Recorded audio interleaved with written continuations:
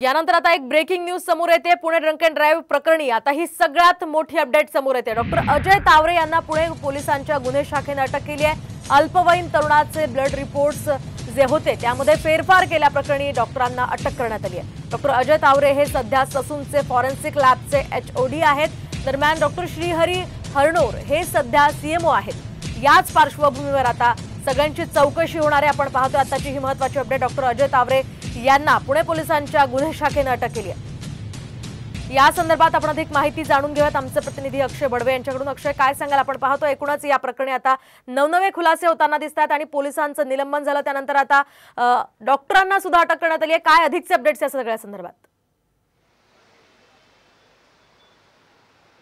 निश्चितपणाने सगळ्यात मोठी अपडेट मानावी लागेल, कारण की 19 मेला जेव्हा हा अपघात झाला होता, या अल्पवयीन तरुणाचे ब्लड सॅम्पल रिपोर्ट का आलेले नाहीत असा प्रश्न उद्भवला देखील होता। त्याच्यानंतर पोलिसांनी देखील माहिती दिली होती की ब्लड सॅम्पल रिपोर्ट जे आहेत ते 2 वेळा करण्यात आलेले आहेत। मात्र आता एक मोठी अपडेट याच्यात अशी आहे की ससूनचे जे 2 वरिष्ठ डॉक्टर आहेत त्यांना पुणे पोलिसांच्या गुन्हे शाखेने अटक केलेली आहे।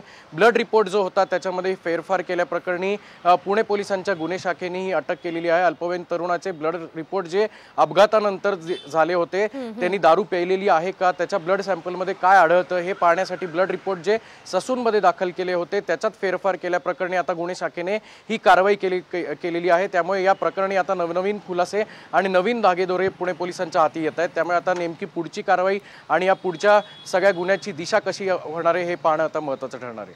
अगदी नक्कीच अक्षय, या संदर्भातले सगळे अपडेट्स तुमच्याकडून जाणूनच घेत राहणार आहोत। तुर्तास धन्यवाद दिलेल्या सविस्तर माहितीसाठी।